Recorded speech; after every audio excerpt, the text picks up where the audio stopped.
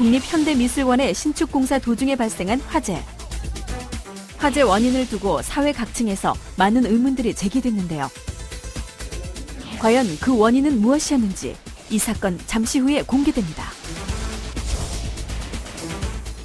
역대 5번째로 강한 바람 세기를 기록한 제15호 태풍 볼라벤이 한반도를 강타했습니다. 볼라벤이 휩쓸고 간 현장의 모습과 태풍 대비법을 이슈엔 현장에서 취재했습니다. 무섭게 피어오르는 검은 연기. 사망자가 4명이나 발생한 대형 화재. 대체 왜 이런 비극적인 사건이 일어나게 된 것인지. 서울 도심에서는 보기 드문 대형 화재의 원인, 이슈엔 현장에서 밝혀드립니다.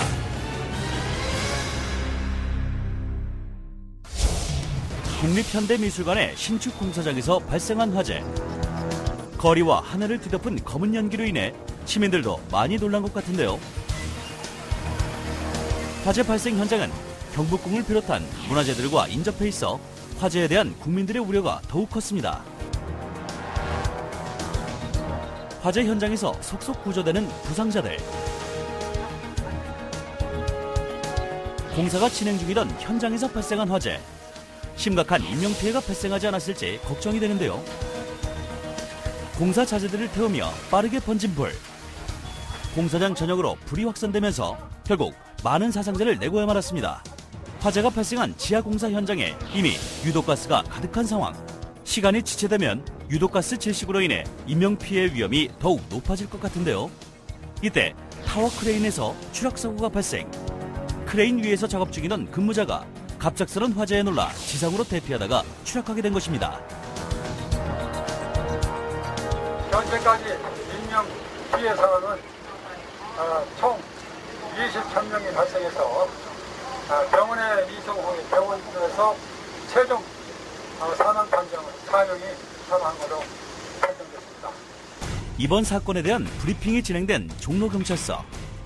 국립현대미술관 서울관 신축공사 현장 지하 3층 기계실에서 화재가 발생한 후 공사장 전역으로 확산되면서 지하층 연면적 약 17,000평방미터를 소외하고 미처 대피하지 못한 현장 근로자 4명이 사망하는 등 29명의 사상자가 발생하였습니다. 이날 화재로 발생한 부상자 중 부상의 상태가 심한 4명은 아직 병원에서 입원 치료를 받고 있다고 하는데요. 서울 도심 한복판에서 발생한 대형 화재 때문에 언론은 물론 일반 시민들의 관심과 우려 역시 컸는데요. 큰 인명피해를 낸 국립현대미술관 신축공사 현장의 화재 원인은 대체 무엇이었을까요?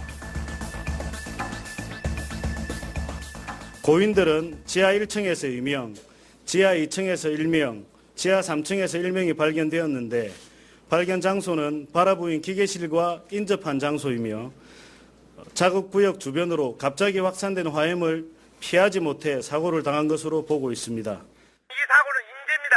밑에서 용접 작업을 했는데 하지 말라고 했습니까? 작업자가 분명히 얘기를 했어요. 예, 증인도 있어요. 제가 가리켰던 1번 조명등입니다. 1번 조명등 부위에 천장에 도포되어 있는 우레탄 폼이 연소하는 그런 연소 형상이 촬영된 영상입니다. 목격자의 휴대전화로 촬영된 연소 장면. 경찰 측에서 밝힌 화재의 원인은 바로 이 가설 전등인데요. 그러나 유족들이 주장하는 화인은 우레탄 작업과 용접 작업을 같이 진행했다는 것.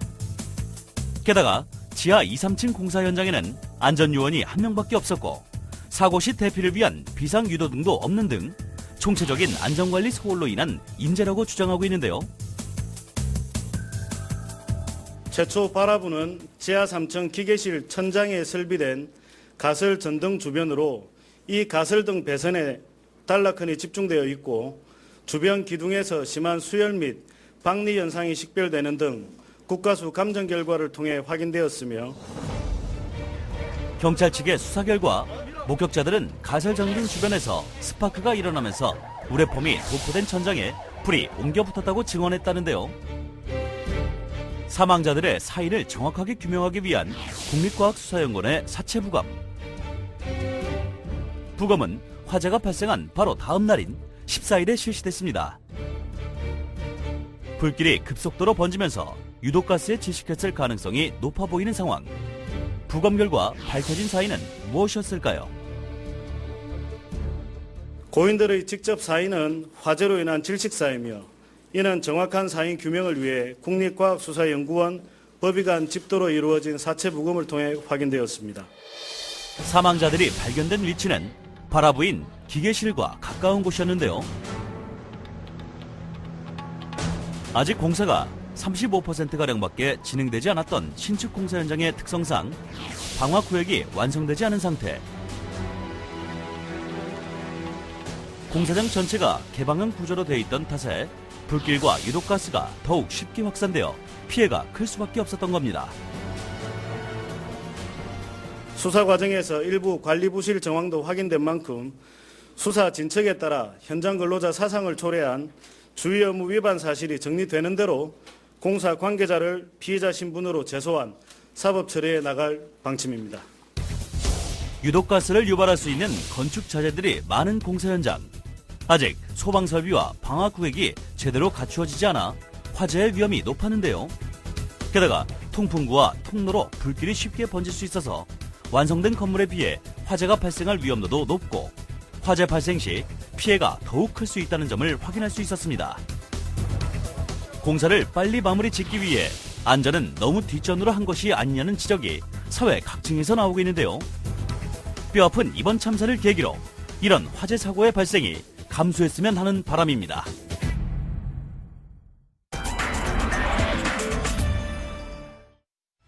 제15호 태풍 볼라벤이 한반도를 강타했습니다. 볼라벤의 바람 세기는 역대 5위에 해당할 정도로 강력했는데요. 이 강풍으로 총 27명이 숨지거나 실종했고 전국 195만 가구가 정전 피해를 입었습니다. 태풍 볼라벤이 휩쓸고 간 당시 현장은 어땠는지 이슈엔 현장이 집중 취재했습니다.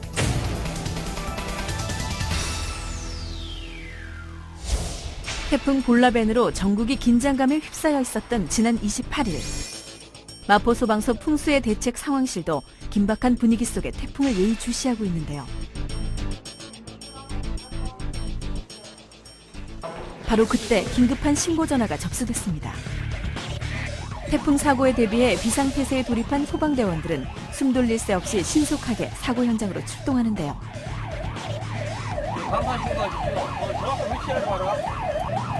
지금 높이가 어느 정도 돼요? 현장에 도착한 마포소방서 구조대원들. 도착해보니 건물 외벽에 붙어있던 외장재가 강풍으로 인해 뜯겨진 것이었는데요. 외장재가 거의 떨어져 나간 상태인데다가 거대한 크기 때문에 다시 고정을 시키기도 아래로 떨어뜨리기도 어려운 난감한 상황이었습니다.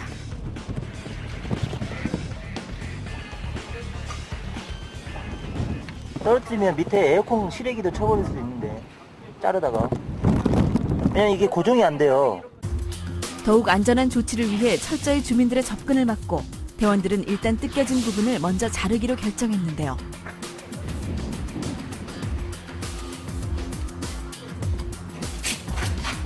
떨어진 외장재를 자세히 살펴보니 스티로폼 외장 안에 단단한 접착 석재가 들어있어 그대로 추락했을 경우 위험한 상황이 발생할 수도 있었습니다.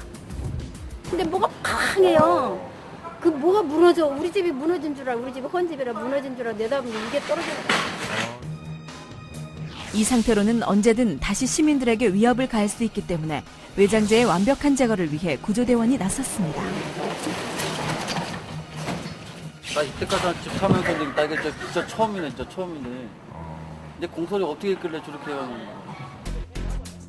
드디어 위험천만했던 외장재 제거 작업이 안전하게 끝이 났습니다. 이제 2차적으로 사고가 발생 안 하게끔 안전적으로만 유의해서 작업 마무리하면 될 것 같아요. 태풍의 위력에 힘없이 떨어져 나간 외장재들.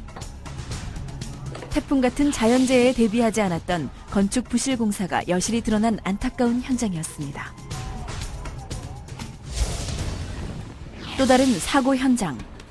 이번에는 건물 외부에 자리한 돌출 간판이 문제였는데요. 금방이라도 떨어질 것 같이 보기만 해도 아슬아슬합니다.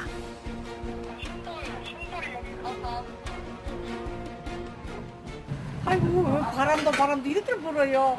그러니까요. 깜짝 놀라셨겠어요. 아유, 간판은 또 난 생각도 안 했지. 하고이 나가도.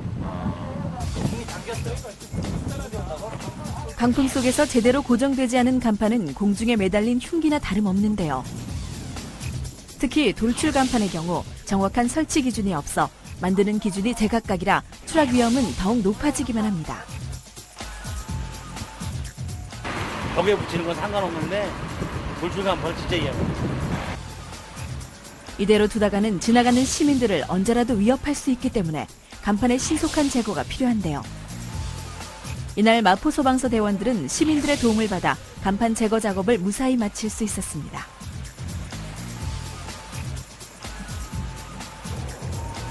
제15호 태풍 볼라벤은 비가 거의 없는 마른 태풍이 특징이었습니다. 서울 지역에도 많은 비를 동반할 것이라던 처음 발표된 기상예보와 다른 모습을 보이기도 했는데요. 제주도 부근 해상을 지나며 중형급으로 세력이 약화됐지만 볼라벤의 강풍의 세기는 매우 위협적이었습니다. 볼라벤은 세피어 심슨 스케일이라고 그러는데 태풍의 강도를 나타내는 거예요. 강도 4의 아주 강한 대형 태풍이었습니다. 다행히 이제 태풍이 서울 쪽으로 직접 상륙을 하지 않아갖고 한반도 남한 쪽으로 직접 상륙을 하지 않아서 좀 예상보다는 피해가 좀 적은 것 같습니다. 매미나 루사 태풍에 비해 피해가 크진 않았지만 이번 볼라벤으로 인해 사망, 실종 등으로 27명의 인명피해와 함께 사상 최대 규모인 195만 가구가 정전으로 불편을 겪었습니다. 또한 전국 가로수 10,000그루가 날아가고 11,000헥타르가 넘는 과수원이 피해를 입은 것으로 집계되고 있습니다. 같은 날 강남 소방서도 출동 신고로 바쁜 하루를 보내고 있었는데요. 그중에 한 현장을 따라가 보니 옥상에 있던 에어컨 실외기가 강한 바람에 건물 밖으로 빠져나온 상태였습니다. 가는 전선줄 하나에 실외기가 매달려 있는 모습이 매우 위태로워 보였는데요. 한시라도 빠른 조치가 시급했습니다. 지금 태풍으로 인해서 건물 외벽에 설치된 약 100km 나가는 실외기가 바람을 견디지 못하고 건물 내부로 지금 매달려 있는 상태입니다. 에어컨 실외기는 보통 외부에 자리하기 때문에 평소 점검하기 쉽지 않은데요. 그래서 강풍에 에어컨 실외기가 떨어지는 사고가 빈번히 발생하고 있습니다. 태풍 시에는 실외기 같은 야외 부착물이 바람에 날아가지 않도록 단단히 고정시켜 놓는 작업이 반드시 필요합니다. 아저씨 비키세요! 비켜! 행인들의 안전을 위해 우선적으로 실외기를 로프에 고정시키는 작업이 끝나자마자 고층 건물에서 다양한 구조 활동에 쓰이고 있는 굴절차가 도착했습니다. 드디어 에어컨 실외기 해체 작업이 시작되는데요. 제2의 피해가 생기지 않도록 추락 위험이 없는 옥상으로 옮겨놓는 소방대원들. 태풍이 올 때마다 반복되는 외부 설치물 추락 사고에 주의가 필요한 때입니다. 태풍 하나가 미국이 1년 동안 쓰는 그런 전기 에너지랑 거의 맞먹습니다. 그래서 태풍을 갖다가 피한다는 거는 있을 수 없지만 우리가 대비를 충분히 하면 태풍의 피해를 갖다 최소화할 수 있다 그렇게 생각을 합니다. 그래서 뭐 건물 유리창 같은 것도 잘 신문지를 붙이거나 테이프를 붙여서 고정시키시고 간판 같은 것도 날아가지 않도록 조심하시고 그런 노력을 기울이면 태풍을 갖다가 막을 수는 없지만 태풍의 피해를 최대한 줄일 수 있을 거라고 생각합니다. 매년 찾아오는 반갑지 않은 손님 태풍. 올해도 어김없이 많은 상처들을 남겨놓았습니다.